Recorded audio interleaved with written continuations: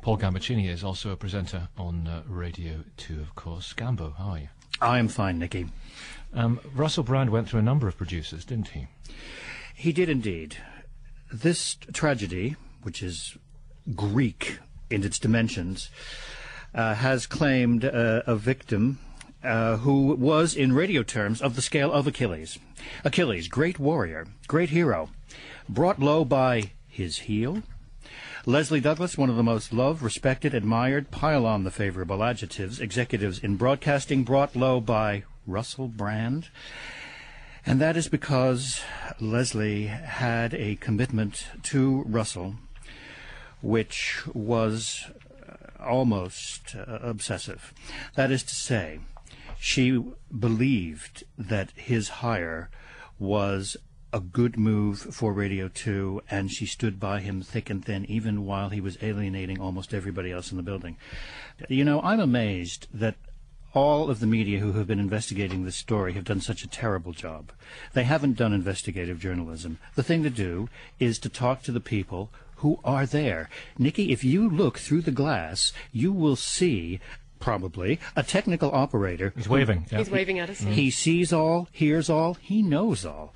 The people who worked on those Russell Brand programs are the people who know everything. And I haven't seen them sought out by any member of the media. And I do believe that if anyone had investigated this matter properly, and as now Ofcom and the BBC will, they will find about a dozen items that will make their hair curl on end. I'm not kidding you. And this is what happens when you airlift television presenters into radio.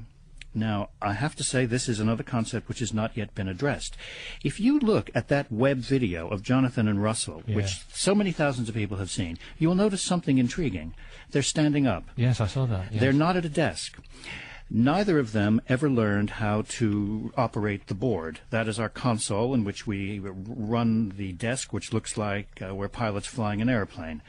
If you don't do that, you are physically removed from the contents of your program, and you are obsessed on your own performance.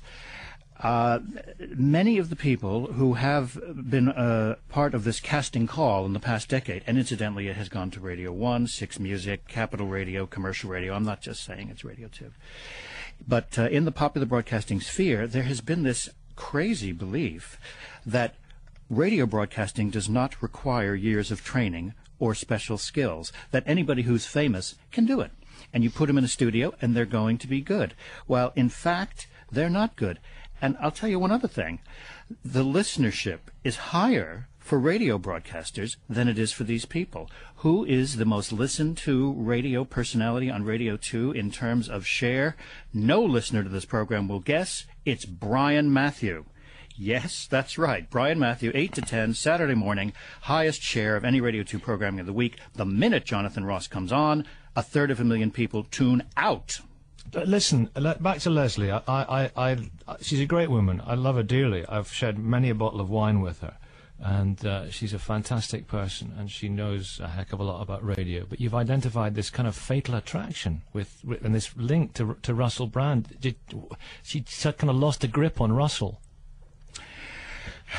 She believed that it was part of her job to expand the perimeter of the tent. Radio 2 is a big tent. And that Russell was an important symbol. But did she let him get away with, far too much? That's basically it, isn't it? There's no question about it. You know, I can try and be evasive and clever and come up with euphemisms, but the fact is that he was her pet. And she let him get away with so many outrageous things. And I have to say, you know that in this profession, we never disparage a colleague. It's an unwritten rule. But when his hire was announced, I sent an email of protest to her, the only one I've ever sent in my entire career. I knew this would end in tears because it could only end in tears.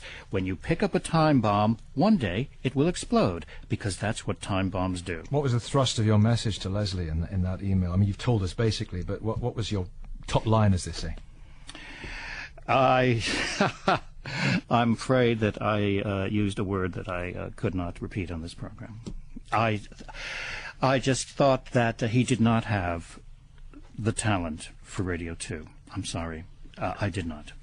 And I believe I've been shown to be right. His talent, though it is appealing to millions of people, was not appropriate for this network. Any of us could be brought down not by what we do every day, but by our greatest defect. And I'm sorry that Leslie had that one defect. Now, in terms of what's going to happen on air from now on, I've been amused that everybody from Mark Thompson on down talks about presenters as if they are idiots who are not expected to have judgment about the content of their program, and that it is producers who are responsible for holding them on a leash. Are we some kind of freaks? I don't think that the people who are entrusted with the microphone should be people you would consider to be freaks. Everything we ever say on the radio will be remembered by somebody somewhere. We have an awesome responsibility. And to put that responsibility in the hands of people who only consider radio to be a link in the chain of their career rather than the touchstone is very, very dangerous. Gamba, thank you.